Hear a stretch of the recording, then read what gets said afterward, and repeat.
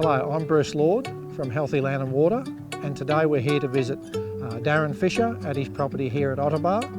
So Darren's one of the landholders who's been involved in our Building Drought Resilience in South East Queensland Grazing Systems project, which is funded by the Australian Government's Future Drought Fund. And Darren and their family have been looking at different practices and strategies on this particular property, including using recycled organics, so manures, to build and improve the soil health on the property, as well as establish some new sown pastures which have got a high legume base to address that sown pasture rundown and improve the long-term productivity and sustainability of his feed base.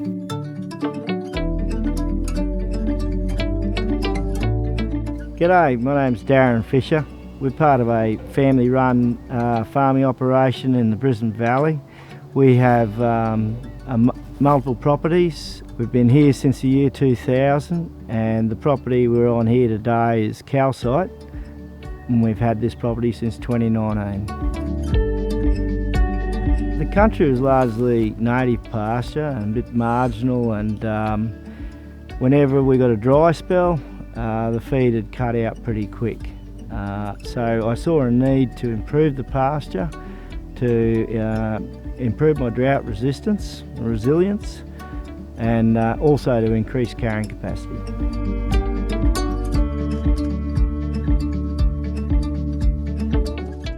I'm always keen to find out newer and better ways. I believe there are always better ways, and I just want to explore that further and see, if we really can create our own soil improvement through just using different species of plant. Yeah, well, this particular project, I wanted to increase the amount of species that we used in the seed mix.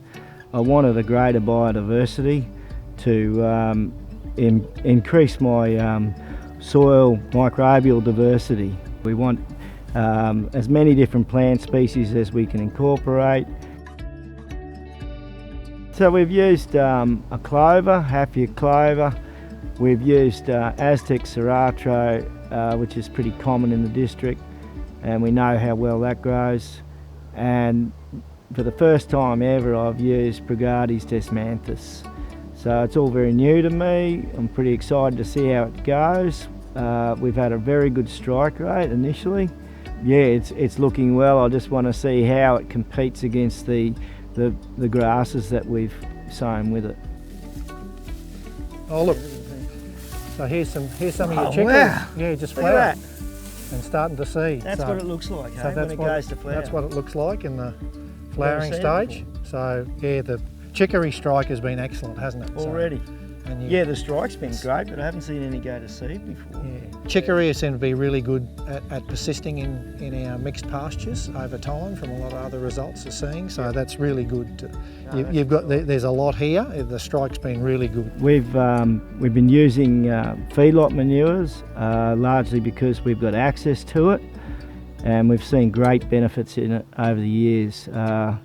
Aside from having to use synthetic fertilisers, I see a much longer term, slower release benefit from the feedlot manure. So certainly from where we've come from, when we did the pasture assessment last year, it's a pretty spectacular result, isn't it? Yeah, well, it's a massive improvement from just the native pastures that we had. I think on colour alone you can see there's got to be a lot more protein and whatever in this feed than we had in our native. Look, I think you've always got to be thinking a long way ahead in this game. I'm always looking 6 to 12 months down the road. I knew I wanted to do a soil and pasture improvement project.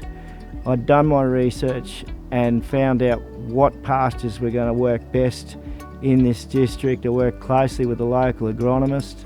I sourced good advice from multiple sources.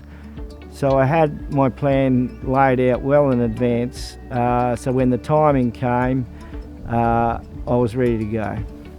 Look, I think that introducing legumes is a vital part of improving soil biodiversity and pasture biodiversity.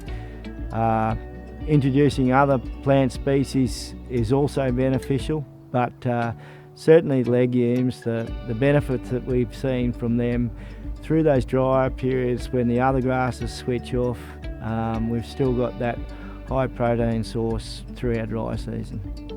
I think it's vitally important if we want to be around for the next 50, 100 years that we need to be leaving the land in a better place than how we found it. I think factors are today you have to maximise your production if you want to survive in the grazing game. It's not an easy game, there's not a lot of fat in it, so you need to make your country work for you.